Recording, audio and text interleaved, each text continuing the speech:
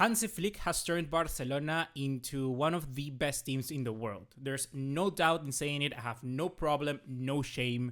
3 goals from Lewandowski and 3 more points top of the table.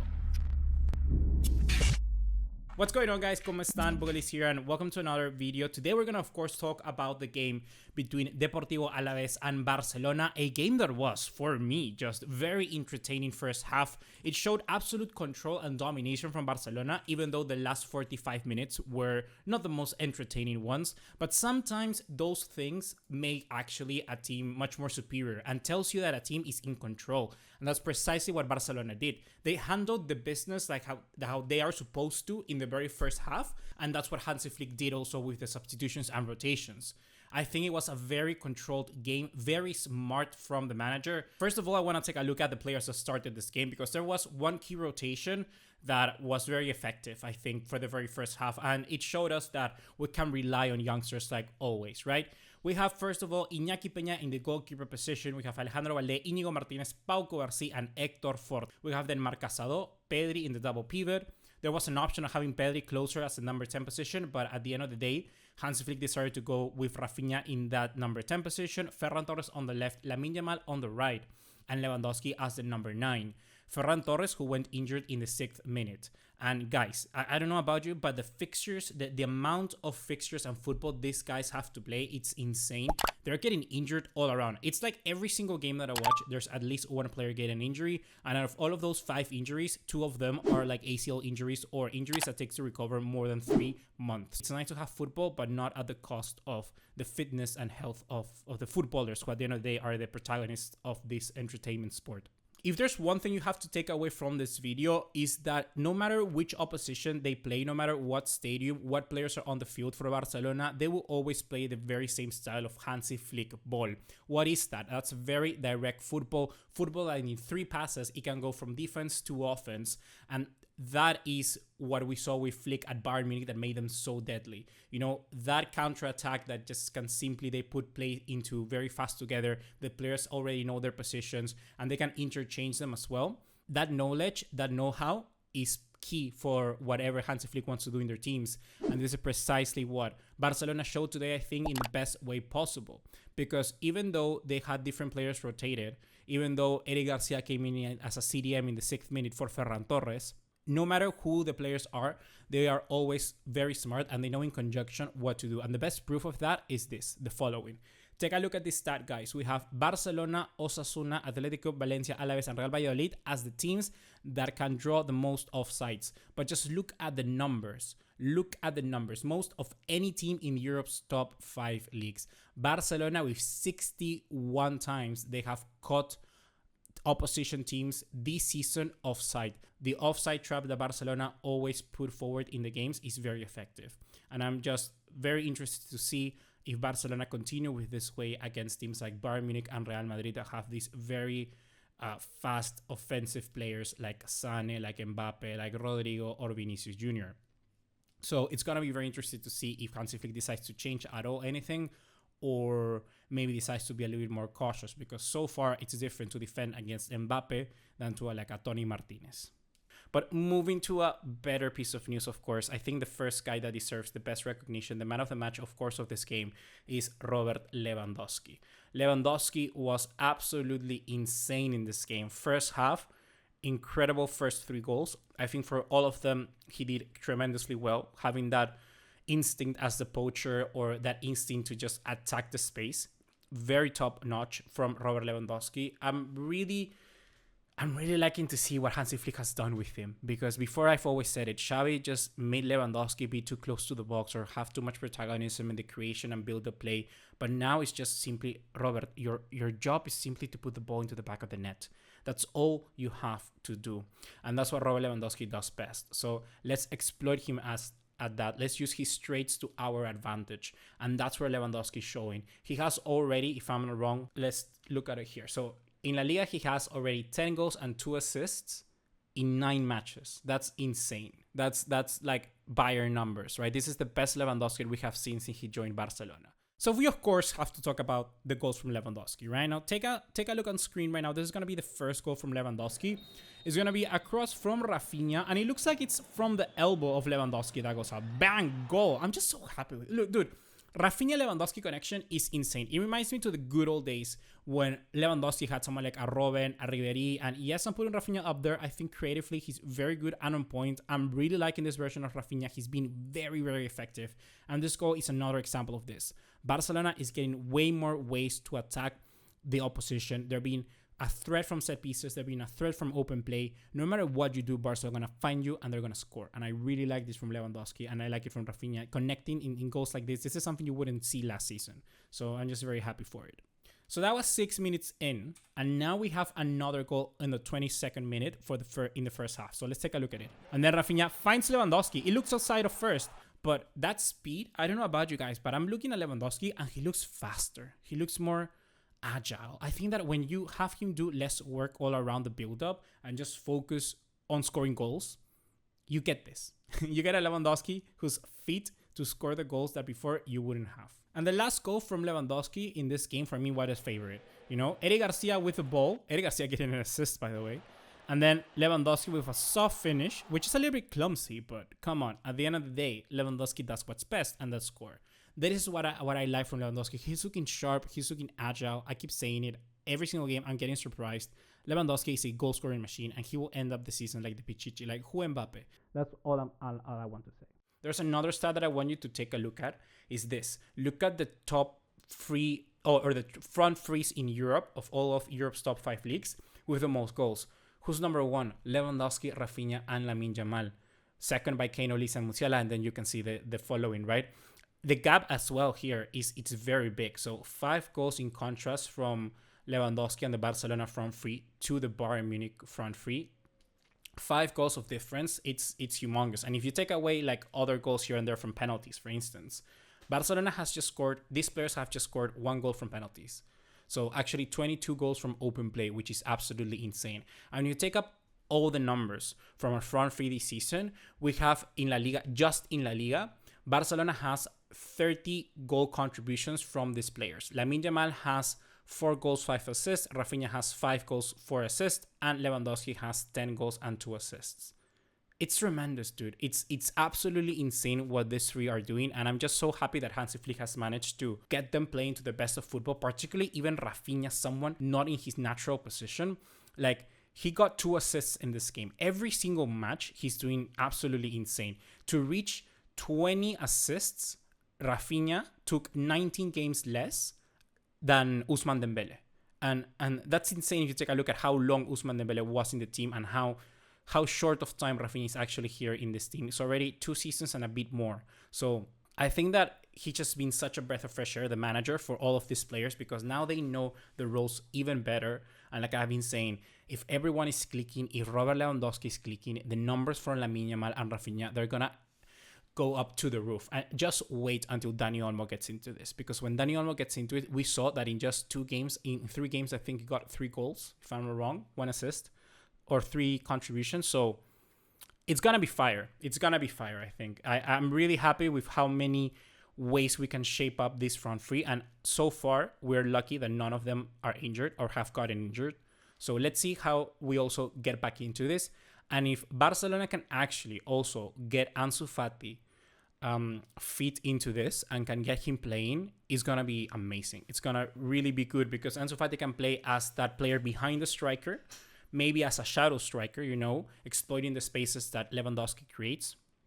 He can play as a left winger, as a sort of Lamine Yamal, but on the left, trying to be a more of wide playmaker, or he can play as a out-and-out number 9 striker, you know, a poacher as well, you know, exploiting the spaces and making runs in behind the defense.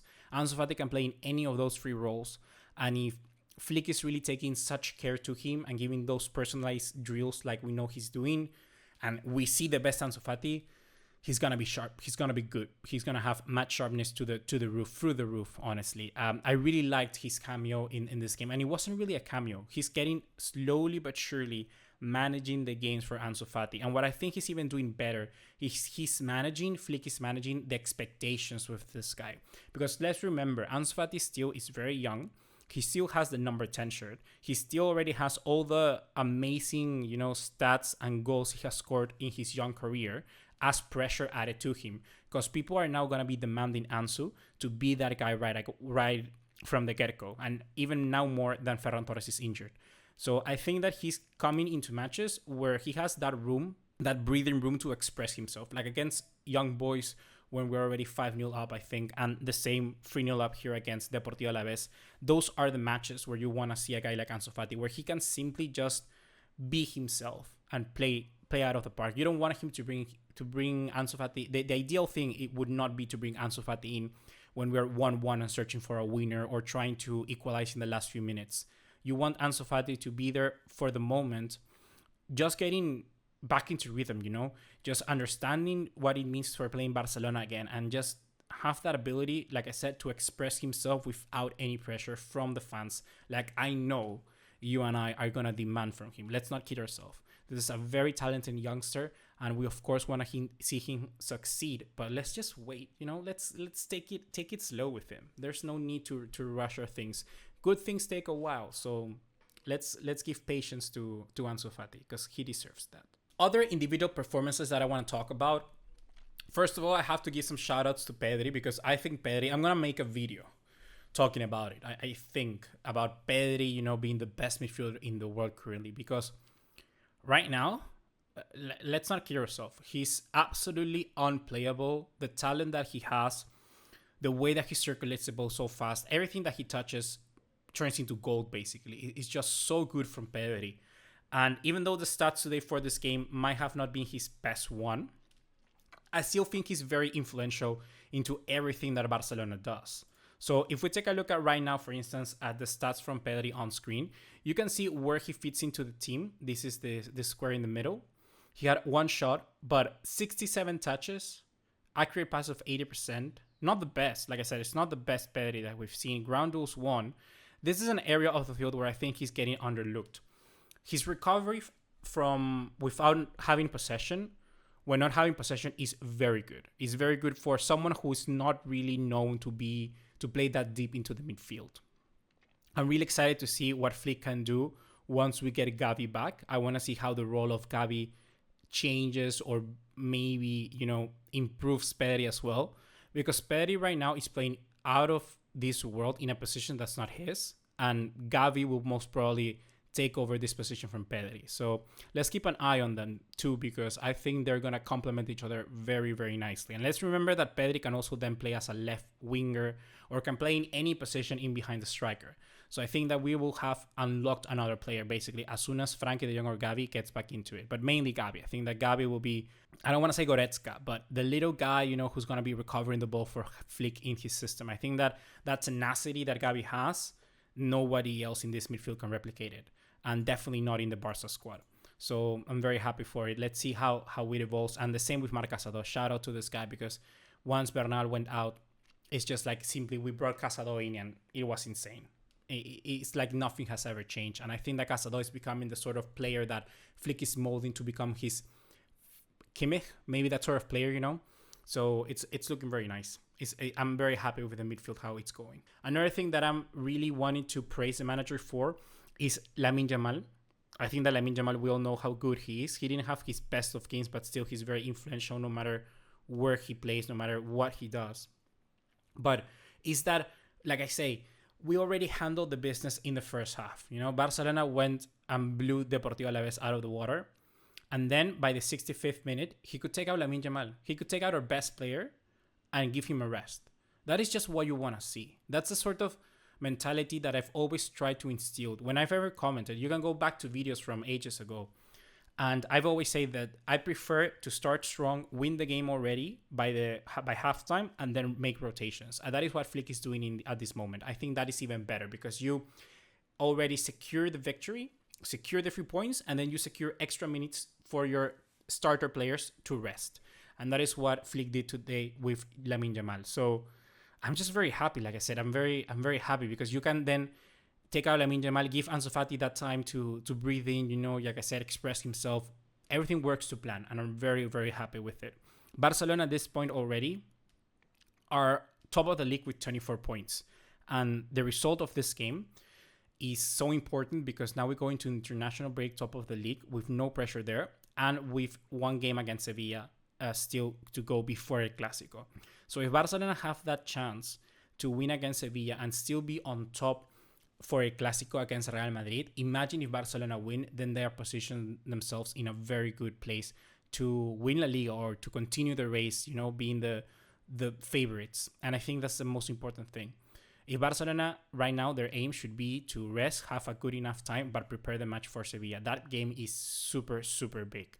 You don't want to go then to El Clásico at the same number of points as Real Madrid because Real Madrid are on 21. And last but not least, before I leave, I wanted to talk over a little bit about the defense. I think the defense right now for Barcelona in this game showed very good. Like I was mentioning, the offside traps that we did, the times that we caught Deportivo Alavés offside in this game was insane and overall all around the season. But I want to focus on two players. I think that Héctor Ford, with the performance that he showed today, can clearly be a very good alternative. He's a player that Hansi Flick initially said, "Oh, I don't wanna count on him." But dude, when you take a good look at what Héctor Ford can do, I think he's a very good option for us. It showed that he's a bit more defensive than Koundé actually, which is quite surprising because Koundé is a beast. But as soon as Koundé entered the game in the 67th minute, we got way more depth through the right-hand side, which is quite surprising, honestly, because Koundé is supposed to be, you know, this fullback, this defended-minded fullback.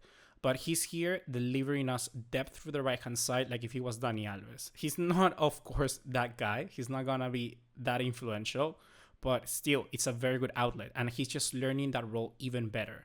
And so if we have Koundé there and Ford, I think both of them can be very good alternatives because they're similar players in their own right, but still of them, they both have different attributes. Like I think Héctor Ford is very good defensively. Attacking-wise, maybe he needs to improve a bit, but Koundé is, you know, amazing defensively like Ford, but even better, you know, also attacking. So I think they complement each other very well because normally when you're not going to have someone like Koundé, your most important role will be to defend. So we're very secured in that. You know, it's like Hansi Flick can wash his hands and say the right back position is already very good. I think the guy who needs a little bit of rest, though, is Pau Cubarsí. He's playing quite a lot of minutes, and we almost are talking about Lamine Yamal numbers of minutes here, and he also needs to rest. It's not like they're far off from terms of age or they need to have far off different importance of who's going to be playing or not.